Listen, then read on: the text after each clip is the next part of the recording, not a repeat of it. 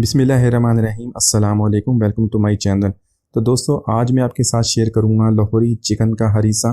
तो ये हरीसा बनाने में बहुत ही आसान और बहुत ही लजीज बनता है। इसके साथ हम बनाएंगे चिकन के कबाब और इसको लगाएंगे पालक का तड़का। तो ऐसी लजीज रेसिपी आपने पहले कभी नहीं देखी होगी, आपको बहुत पसंद आएगी। तो चलिए इसको बनाना शुरू करते हैं। यहाँ पर हम ऐड करेंगे 4 टेबल स्पून ऑयल के, इसको गर्म कर लेंगे और इसके अंदर ऐड करेंगे 2 टेबल स्पून लहसुन अदरक का पेस्ट। तो लहसुन अदरक का पेस्ट डालने के बाद हम उसको 1 से 2 मिनट तक फ्राई कर लेंगे। यहाँ पर मैंने लिया 500 ग्राम चिकन बोनलेस और उनको लंबे पीसीज में काट लिया है। तो यहाँ पे आप ये रेसिपी मटन या बीफ दोनों में बना सकते हैं, सेम रेसिपी को फॉलो कीजिएगा। तो चिकन इसके अंदर शामिल कर देंगे, इसको कलर चेंज होने तक फ्राई कर लेंगे।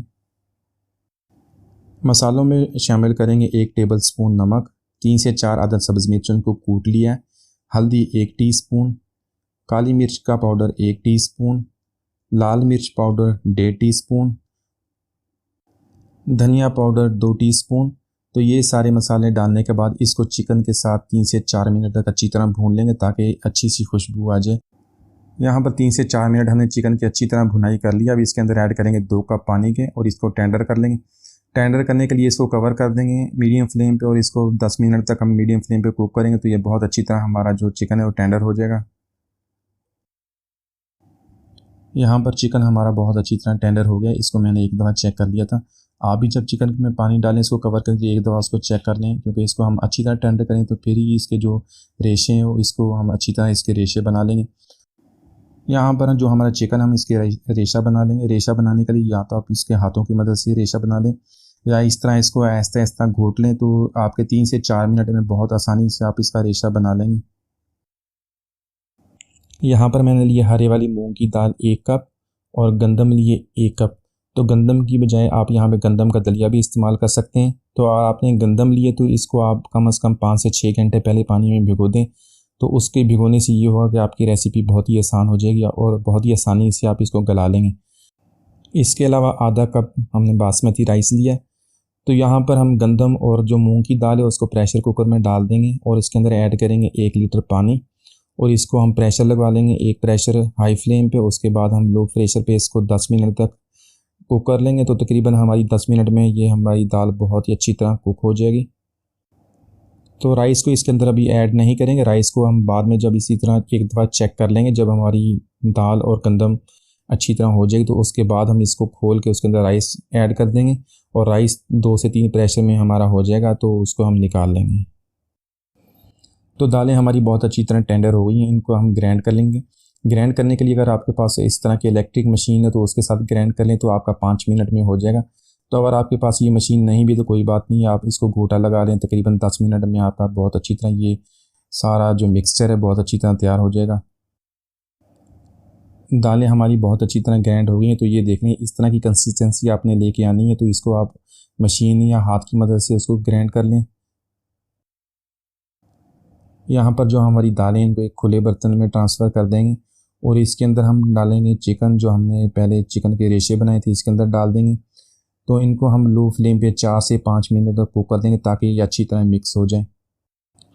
चिकन ऐड करने के बाद अगर दालें ज़्यादा थिक है तो आप अपनी ज़रूरत के मुताबिक 1 या 2 कप पानी के ऐड कर सकते हैं।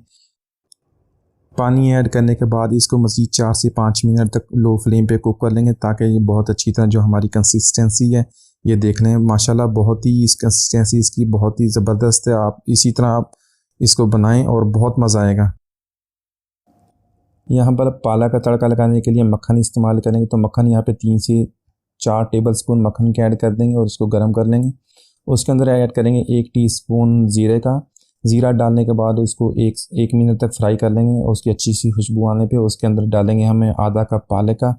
तो पालक मैंने पहले धो के अच्छी तरह साफ़ कर ली थी, उसको ग्राइंड कर लिया था, उसका पेस्ट बना लिया था। तो वो उसके आधा कप वो डाल देंगे। पालक ऐड करने के बाद यहाँ पर इसको 3 से 4 मिनट तक हम कुक कर लेंगे। तो पालक हमारी बहुत अच्छी तरह फ्राई होगी, इसका तड़का लगा देंगे, इसको बहुत अच्छी तरह मिक्स कर देंगे और इसको मिक्स करने के बाद 2 से 3 मिनट तक लो फ्लेम पे कुक कर लेंगे। तो इस तरह तड़का लगाने के बाद माशाल्लाह ये बिल्कुल बहुत ही नरम और मुलायम हो जाएगा। तो मैं आपको इसकी कंसिस्टेंसी भी चेक करा देता हूँ। तो 2 मिनट तक हमने इसको मज़ीद कुक कर लिया था। इसकी कंसिस्टेंसी चेक कर लें, माशाल्लाह बहुत ही इसका खूबसूरत और कलर भी देख लें इसका। पालक ऐड करने के बाद इसका जो हमने तड़का लगाया बहुत ही नरम और मुलायम ये रुई की तरह, तो आपको बहुत पसंद आएगा। अब इसका कबाब बना लेंगे। चिकन के कबाब बनाने के लिए 150 ग्राम चिकन बोनलेस ऐड करेंगे, 1 टेबल स्पून लहसुन अदरक का पेस्ट और 4 से 5 अदद हरी मिर्च उसको चॉप कर लेंगे, इसके अंदर शामिल कर देंगे। इसके अलावा 1 टीस्पून नमक इसके अंदर ऐड करेंगे।